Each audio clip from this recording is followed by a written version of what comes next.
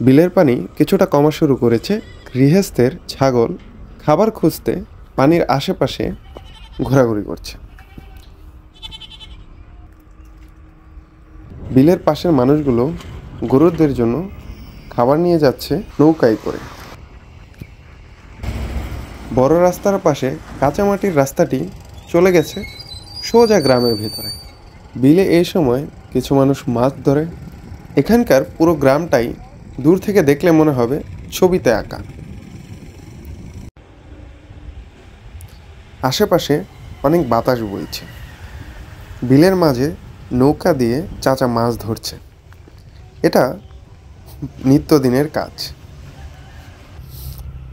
মাথায় গামছা দিয়ে রোদ থেকে বাঁচার চেষ্টা আর সঠিক জায়গা বেছে নেওয়ার জন্য একটু খোঁজাখুঁজি করছে।